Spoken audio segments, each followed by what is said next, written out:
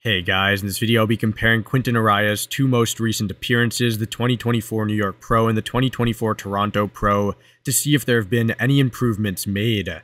Now, before the video does start, a like and sub is always appreciated, and with that being said, let's get into this video. The front double immediately tells the complete story, as there is a reason why Quinton was able to go from a 6th place spot at the New York Pro to a rather dominant 2nd place at the Toronto. Here you can see that his lats and quads appear so much more filled out, with the lower body really benefiting from this fullness. Superb inner thigh development, improved outer quad sweep, and relatively similar sharpness all help him look leaps and bounds better in my opinion. The front lat spread again highlights the tremendous inner thigh gains, as his legs look so much more complete and dense than they previously did. The added fullness in the chest and lats is also very noticeable. However, you can see that he sacrificed a bit of sharpness in the arms, midsection, and upper body overall. Whether that's due to the lighting or other factors, I'm not 100% sure. However, he looks larger from head to toe without losing too much separation. I do feel as though he needs to improve his posing in the shot, as lowering his shoulders would create less of an angular look and allow him to appear more confident and comfortable. Here's the side chest, a pose which definitely showcases the added fullness and pop. Just look at the chest and delt and tell me that they aren't bursting full. The New York Pro does look impressive from a thin skin conditioning standpoint.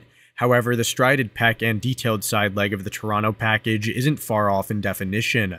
I will say that the New York Pro version appears a bit better in the side legs, surprisingly, as he had more detail and there isn't much of a noticeable increase in mass from the two shows in that area.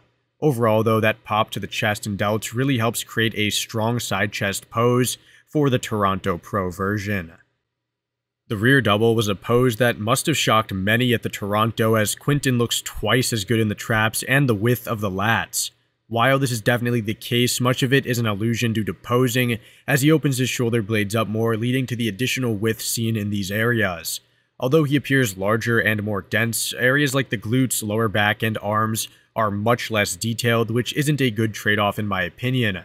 That being said, it definitely worked out big time for him, having one of his best showings to date. If he were to have, let's say, the same fullness with the conditioning of the New York Pro, I'd say that he could have pushed for the win even more at the Toronto. However, the flaws in conditioning definitely show why he wasn't extremely close to the win. The rear lat spread is basically the same situation as the last pose, as Quinton opens up a considerable amount more, highlighting his amazing structure. His lats and traps also appear a bit thicker and bubblier, and the taper is much improved. Again, his lower body isn't nearly as tight as it was at the New York Pro.